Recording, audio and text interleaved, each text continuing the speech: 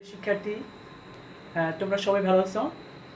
আজকে আমি দশম শ্রেণীর শিক্ষার্থীদের জন্য একটা সৃজনশীল পরিসংখ্যান বিষয়ে পরিসংখ্যানের ওই চ্যাপ্টারের একটা সৃজনশীল সমস্যা সমাধান করব। প্রথমে আমি সমস্যাটা দেখি একটু। দেখো সবাই, কোনো এলাকার ৬০ জন মানুষের বয়সের গণসংখ্যা সারণী নিম্নরূপ। বয়সের শ্রেণী 10 থেকে 19, 20 থেকে 29, 30 থেকে 39, আর 40 থেকে 49, 50 থেকে 59। গণসংখ্যা হলো 10, 14, 18, 11, 7। বন্ধুরা, তোমরা খাতায় লিখতে পারো সবাই। কোন শ্রেণীর ঊর্ধ্বসীমা 65 এবং শ্রেণী মধ্যমান 62.5 হলে নিম্নসীমা নির্ণয় করো। প্রদত্ত উপাত্তের মধ্যক নির্ণয় করো। বিবরণ সহ উপাত্তের আয়তরেখা অঙ্কন করো। আবার লিখতে পারো, আমি আবার বলবো, কোনো এলাকার ৬০ জন মানুষের বয়সের গণসংখ্যা সারণী নিম্নরূপ। বয়সের শ্রেণী গণসংখ্যা, তো বয়সের শ্রেণী 10 থেকে 19, 20 থেকে 29, 30 থেকে 39, 40 থেকে 49, 60 থেকে 59। গণসংখ্যা 10, 14, 18, 11, 7। প্রথমে কোনো শ্রেণীর ঊর্ধ্বসীমা 65 এবং শ্রেণী মধ্যমান 62.5 হলে নিম্নসীমা নির্ণয় করো। পদ্ধতি উপাত্তের মধ্যক নির্ণয় করো। বিবরণ সহ উপাত্তের আয়তরেখা অঙ্কন করো। তা আমরা প্রথমেই সলিউশন করি এটার। ক নম্বর,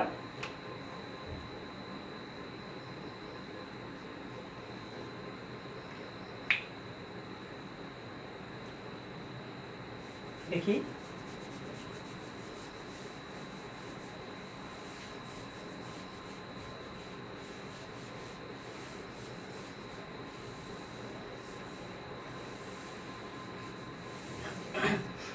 গণক দেওয়া আছে।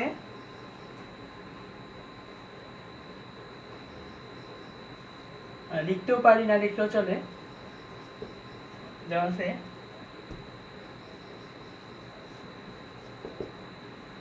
ঊর্ধ্বসীমা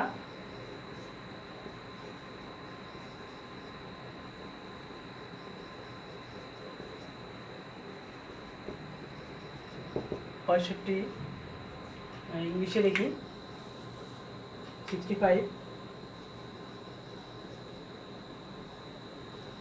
তারপরে মধ্যমান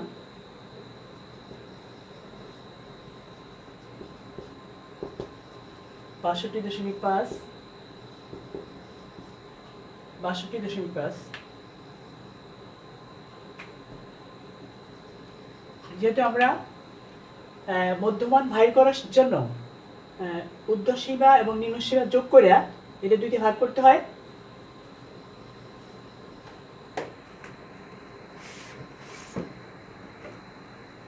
তাহলে আমি দেখি, জানা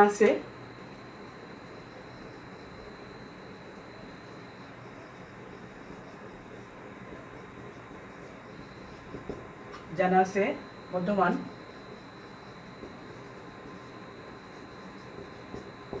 ইকুয়াল নিম্নসীমা প্লাস ঊর্ধ্বসীমা।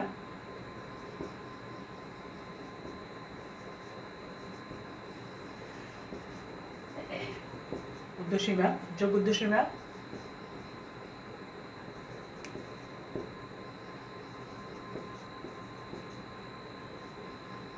বাই 2 নিচে 2, এটা সূত্র।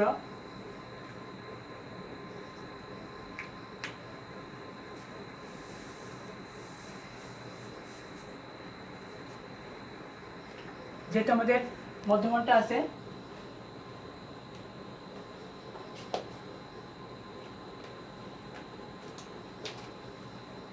মধ্যমানটা 62.5,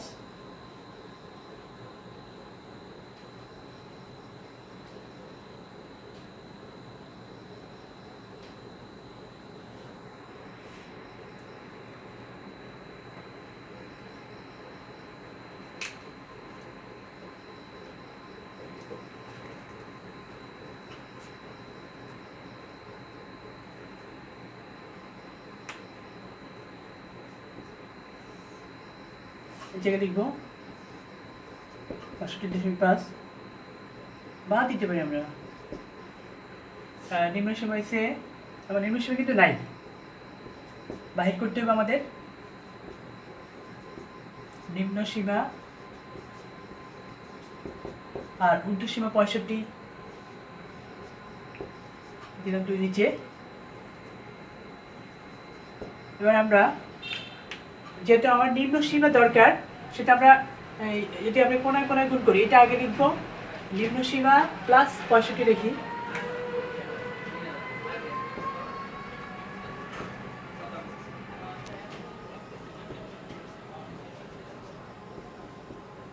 প্লাস 65 ইজ ইকুয়াল, যদি গুণ করে দেই, যদি আমি 62.5 এর গুণ করি 2 দিয়া,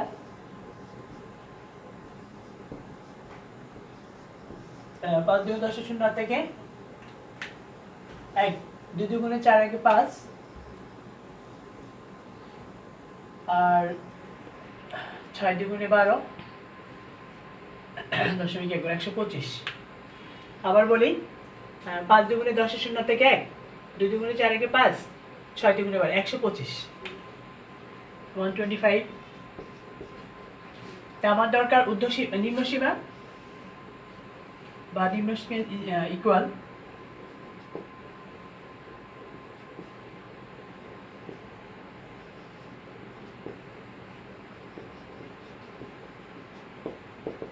দিলাম ইকুয়াল 65 আমরা ডান দিকে নিয়ে যাই, এটা প্লাস আছে মাইনাস হইব 125 মাইনাস 65 বা নিম্ন সীমা ইজ ইকুয়াল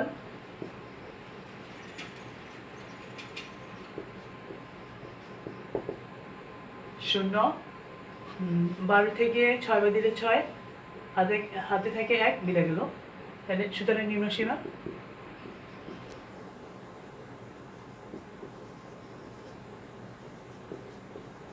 ইকুয়াল টু 60। আমার এবার কি লিখবো, আমার কিন্তু প্রশ্নে বলছে নিম্ন সীমা ফাইল করতে, তার দেখতে পাই নিম্ন সীমা 60। আমি প্রথম থেকে আবার বলি, দেওয়া আছে ঊর্ধ্ব সীমা 65, মধ্যমান 62.5, আমার কিন্তু নিম্ন সীমা বাইর করতে হবে। জানা আছে মধ্যমান ইকুয়াল টু, এটা সূত্র লিখতে পারি আমরা, নিম্ন সীমা যোগ ঊর্ধ্ব সীমা বাই 2। এখন মধ্যমানটা 65.5 আছে ইকুয়াল নিম্ন সীমা প্লাস ঊর্ধ্ব সীমা 65 বাই 2। এখন যদি আমি কোনায় কোনায় গুণ করি, এটা আগে লিখি নিম্ন সীমা প্লাস 65 ইকুয়াল টু, যদি 62.5 আমি যদি 2 দিয়ে গুণ করি তাহলে 125। আমার দরকার নিম্ন সীমা, তো নিম্ন সীমা ইকুয়াল টু 65 আমি ডান দিকে নিয়ে যাই, 125 মাইনাস 65, 125 থেকে 65 বিয়োগ করলে 60, সুতরাং নিম্ন সীমা ইকুয়াল টু 60। এটাই আমি লিখতে পারি নিম্ন সীমা 60। তো বন্ধুরা তোমরা নিশ্চয়ই বুঝতে পারছো। এরপরে আমরা আসি পরের অঙ্কটা, খ নাম্বার।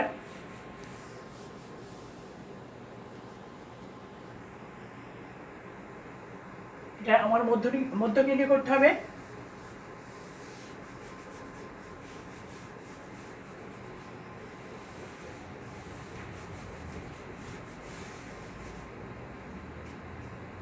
খ নাম্বার, আমরা মধ্যক নির্ণয়ের জন্য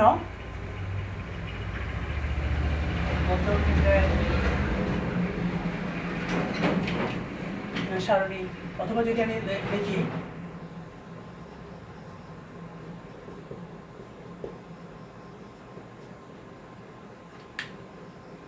সারণী, এটা লিখতে পারি,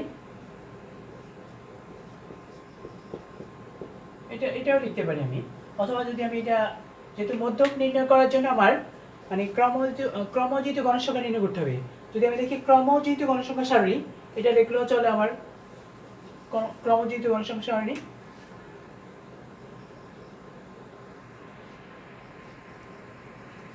ক্রমযোজিত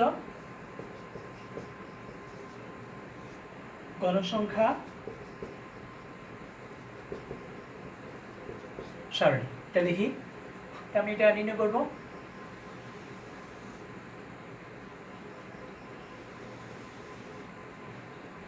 শ্রেণীব্যাপ্তি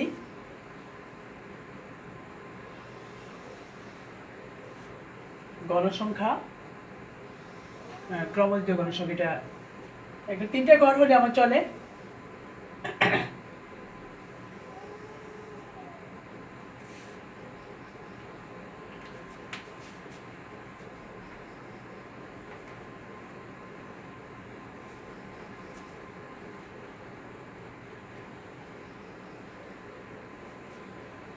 দেখবো বয়সের এখানে শ্রেণীব্যক্তি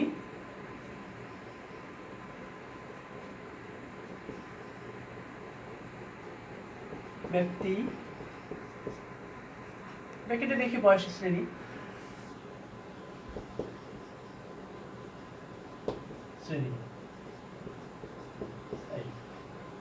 তারপরে গণসংখ্যা,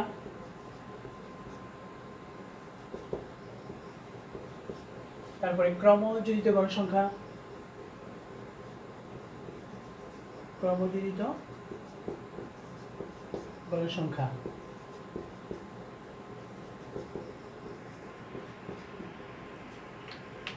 এখন আমরা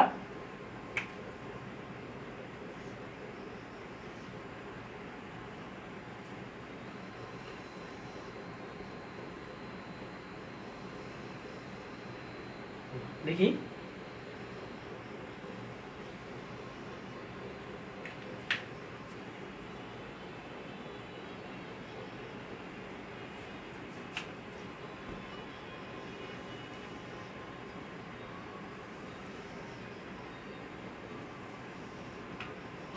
প্রথমে শ্রেণী ব্যক্তিরা 10 থেকে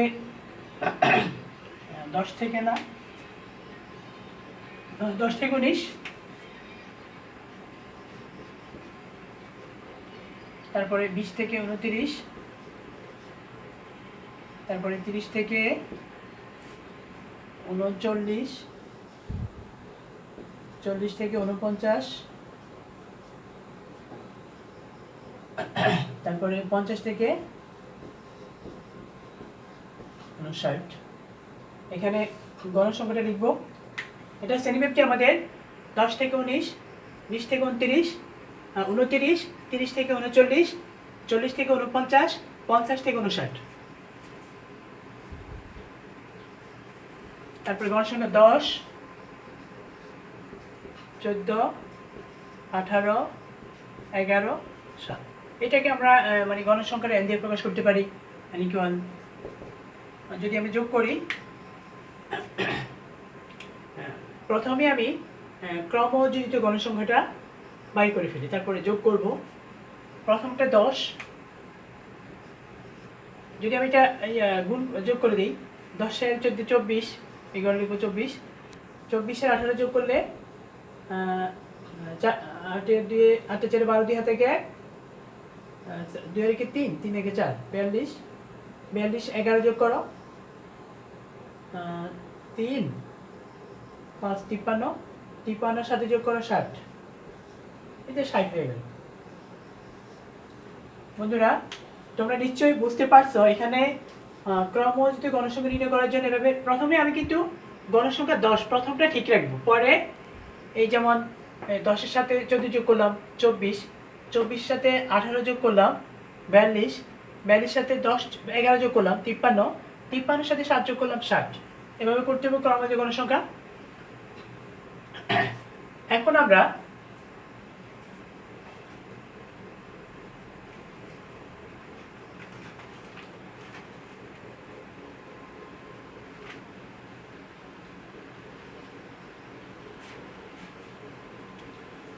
আমার এই মধ্যক নির্ণয় করার জন্য যেটা করতে হবে, এখানে লিখতে হবে n এর মানটা 60, এখানে n = 60 লিখবে এভাবে।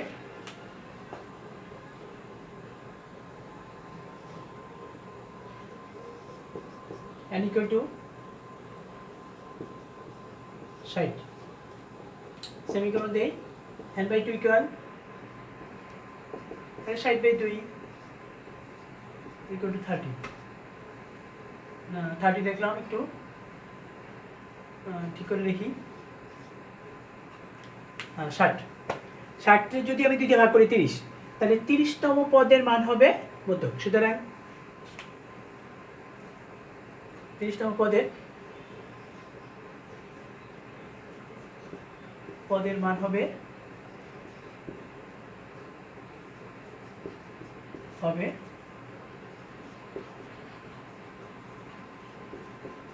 মধ্যক। এখন আমরা দেখব 30তম পদ কোন জায়গায় আছে। প্রথমে এই 10 থেকে 19 আছে 10টা লেখা, 20 থেকে 29 আছে 14টা, তো 24টা গেল আমার, মানে 24 আমার পদ পর্যন্ত গেল। এরপরে 30 থেকে 39 আছে 18টা, এই 18টা 24 সাথে যদি 18 যোগ করি 42। এখানে কিন্তু আমার এই যে 24 আমার গেছে 25, 26, 27, 28, 29, 30, 31, 32, 33, 34, 35, 36, 37, 38, 39, 40, 41, 42, একবারে 25 নম্বর পদ থেকে 42 নম্বর পদ পর্যন্ত এই জায়গায় আছে। তো এই জায়গায় 30 নম্বর পদটা অবশ্যই আছে। এবারে আমি দেখব, সুতরাং 30তম পদের মান হবে মধ্যক। এবার 30তম পদ আছে এই জায়গায় 30 থেকে 39 শ্রেণীতে, অতএব মধ্যক 30 থেকে 39 শ্রেণীতে অবস্থিত। 30তম পদ,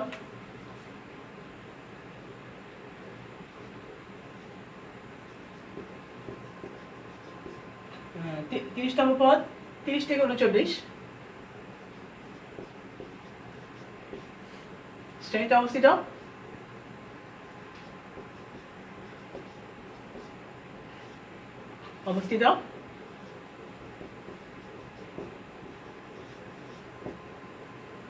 সুতরাং মধ্যক, বানান করে লিখি, সুতরাং মধ্যক 30 থেকে 39 শ্রেণীতে অবস্থিত।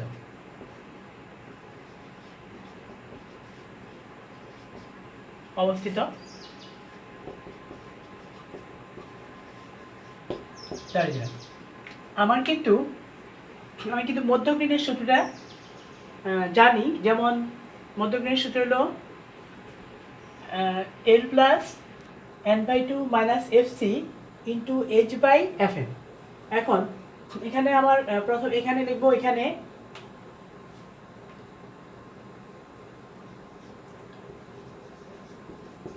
L ইকুয়াল, এটা আমরা জানি কিন্তু মধ্যক আছে 30 থেকে 39, এই যে 30টা মধ্যক শ্রেণীর নিম্ন সীমা, এটা হচ্ছে L 30।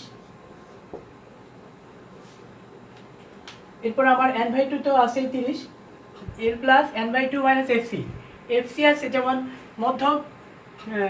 মধ্যক আছে 30 থেকে 39 শ্রেণীতে। FC হলো, যেমন এটা এরকম লিখতে হয়, FC এটা আছে মধ্যক আছে যে আগের শ্রেণীর জুটিত গণসংখ্যা বা ক্রমযুক্ত গণসংখ্যা, এটা বলবো আমরা, মানে মধ্যক আছে 30 থেকে 39 শ্রেণীতে। আমরা এই জায়গার আগের শ্রেণীর জুটিত গণসংখ্যা বা ক্রমিত গণসংখ্যা, এটা হইব FC ইকুয়াল 24। এরপরে কি FM, এটা হলো মধ্যক শ্রেণী গণসংখ্যা, এটা 18। এটা হলো FC, এটা হলো FM 18, এবং H ইকুয়াল টু, দেখো বন্ধুরা, এই 10 থেকে 19, 10, 11, 12, 13, 14, 15, 16, 17, 18, 19, 10টা শ্রেণীব্যক্তি H 10। এখন আমরা যদি মধ্যক নির্ণয়ের সূত্রটা লিখি তাহলে আমাদের চলে। এখানে আবার বলি আমি, এখানে L ইকুয়াল, এই যে মধ্যক শ্রেণীর নিম্ন সীমা, এটা L, তারপরে FC মধ্যক আছে এই শ্রেণীতে আগের শ্রেণীর জড়িত গণসংখ্যা FC 24, তারপরে FM হলো মধ্যক শ্রেণী গণসংখ্যা 18, এরপর H শ্রেণীব্যক্তিটা হচ্ছে 10। তাহলে আমরা এবার বাহির করি মধ্যক নির্ণয়ের যেহেতু সূত্র জানি, তাই মধ্যক নির্ণয়ের সূত্রটা হলো L plus n/2 minus FC into H/Fm। এবার দেখি এখানে আমি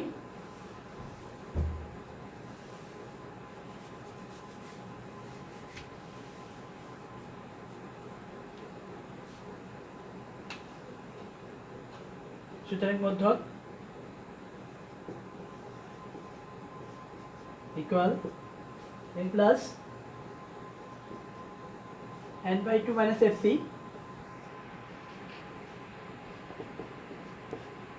ইন্টু H/FM। এবার আমরা মানটা বসিয়ে দিই। এদের মান হচ্ছে 30, n/2 মান হচ্ছে 30 ইন্টু FC এর মান 24, মানে 24 ইন্টু H এর মান 10 আর FM এর মান 18। 30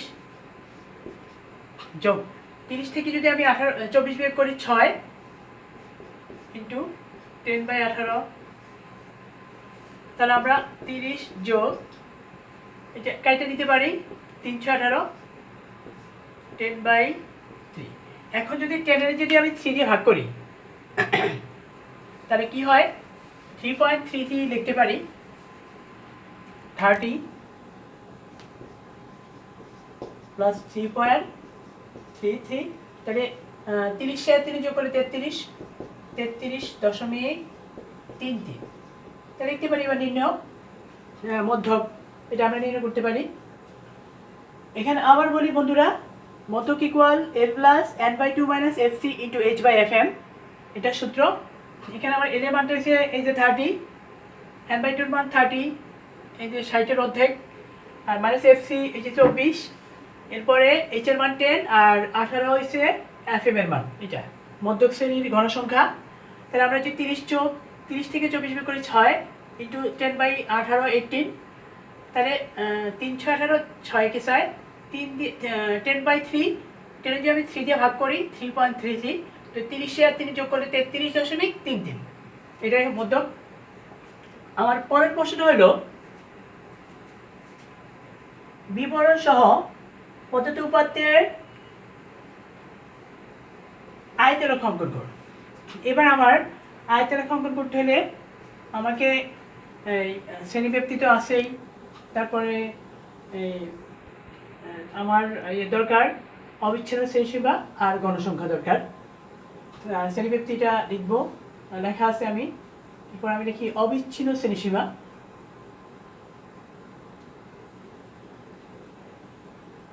অবিচ্ছিন্ন ধরি,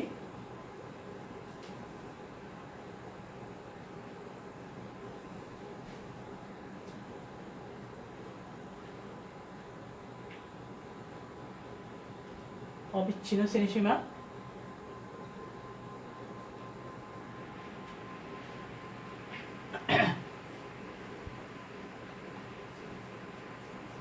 এটা এই জায়গায় আমরা লিখতে পারি গণসংখ্যা সারণী অথবা গণসংখ্যা নিবেশন সারণী, ঘনঘরটা গণসংখ্যা নিবেশন সারণী।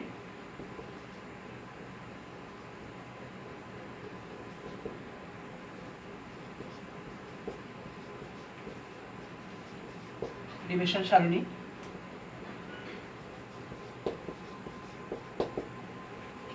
এবারে এই জায়গায় দেখি অবিচ্ছিন্ন শ্রেণীসীমা। অবিচ্ছিন্ন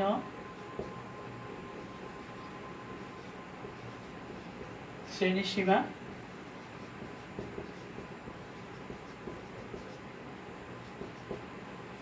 তারপরে গণসংখ্যা।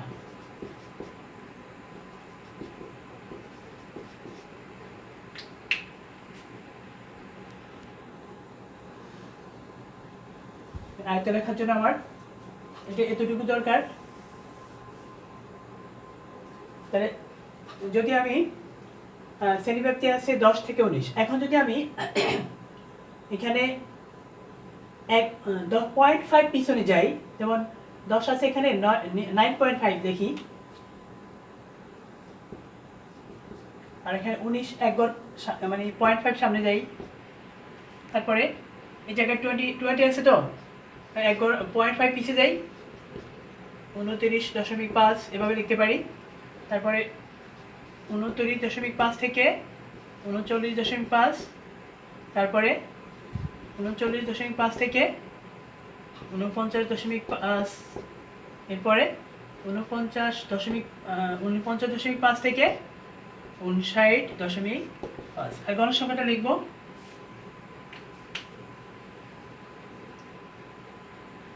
हाँ 10 14 18 तो 10 14 18 11 7 মানে 11 7। এখন যদি আমি একটা গ্রাফ পেপারে এক্স অক্ষে যদি আমি অবিচ্ছিন্ন সীমাটা বসাই আর কি করি, এক্স অক্ষে যদি অবিচ্ছিন্ন শ্রেণী বসাই আর ওয়াই অক্ষে যদি এই গণসংখ্যা বসাই যদি দিই আমি, তাহলে কিন্তু আমি কি করতে পারি, এটার আয়তরেখা অঙ্কন করতে পারি। তোমরা সবাই এইটা মানে গ্রাফটা মানে পেপার দিয়ে আয়তরেখা অঙ্কন করবা সবাই। তাহলে বন্ধুরা আজকে এই পর্যন্ত, সবাই ভালো থাকো, সবাইকে ধন্যবাদ।